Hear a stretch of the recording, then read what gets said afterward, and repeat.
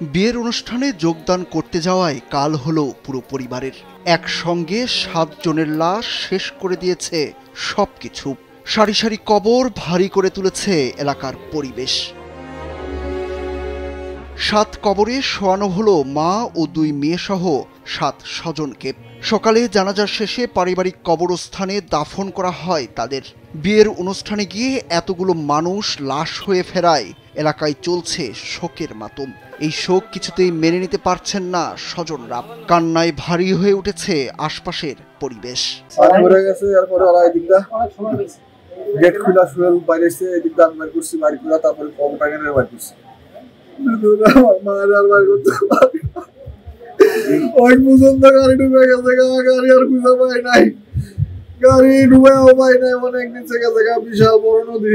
Walton fridge কিনে অনেকের মতো আপনিও হয়ে যেতে পারেন মিলেনিয়াল। সেরা পণ্যে সেরা অফার। এক হাতে কোনোভাবে সরাইতে পারতেছি না, বাচ্চা তো আমার কাছে। পরে আমি পাও বাড়ি করে ফালদা নেমে এসেছি। পরে দেখছি যে আমি নামার পরে হাত রেখে পারতেছি না বা সামনে দিয়ে আগাতে পারছি না। পরে জুতা খুলে গেছি, এক হাতে জুতা খুলে বাচ্চা তো খুলে পরে কান্না দিয়েছি, মাথা নিয়েছি। পরে দেখি তারপরে আমি আগাইতে পারছি না, পরে বেল খুলে ফেলাই দিচ্ছি, ছেড়ে দিচ্ছি। শনিবার দুপুরে বরগুনার আমতলীতে ব্রিজ ভেঙে মাইক্রোবাস নদীতে পড়ে এই মর্মান্তিক মৃত্যু হয়।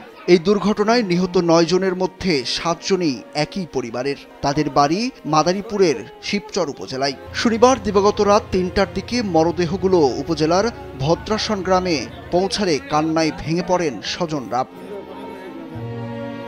জানাজায় অংশ নিয়ে শিবচর উপজেলা নির্বাহী অফিসার আব্দুল্লাহ আল মামুন জানান, একই পরিবারের 7 সদস্যের মৃত্যু মেনে নেওয়ার মতো নয়। বিষয়টি প্রধানমন্ত্রীর নজরেও এসেছে বলে জানান তিনি। পরিবারটির পাশে থাকার আশ্বাসও দিয়েছেন এই কর্মকর্তা। একই পরিবারের 7 জন মানে মোট 9 জন তারা নিহত হয়েছেন। আসলে এত করুণ এবং হৃদয় বিদারক ঘটনা আসলে এটা মেনে নেওয়া কঠিন। মৃত্যু, জন্ম মৃত্যু এগুলো সকলেই আল্লাহর হাতে, কিন্তু আসলে কিছু কিছু মৃত্যু মেনে নেওয়া যায়। এখানে যে দুর্ঘটনাটি ঘটেছে আসলে এটি আমাদের সবার হৃদয়কে নাড়া দিয়ে গেছে। গতকাল রাতে আসলে বিষয়টি মাননীয় প্রধানমন্ত্রী পর্যন্ত দেখেছে এবং দেখার পরে মাননীয় প্রধানমন্ত্রী খুব খারাপ লাগার পরে তিনি মন্ত্রী পরিষদ সচিব স্যারকে ফোন দেওয়ার পরে আমাকে রাত 12টার সময় আমাদের জেলা প্রশাসক স্যার ফোন দিয়ে তারপরে আজকে এখানে আমাকে পাঠাইছেন যে আমরা যেন সবসময় এই পরিবারের পাশে থাকি।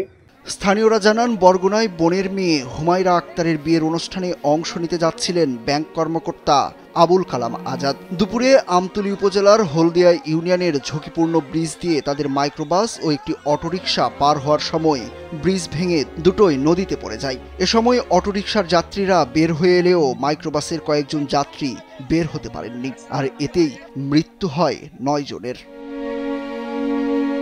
সুরজ আহমেদ, কালবেলা।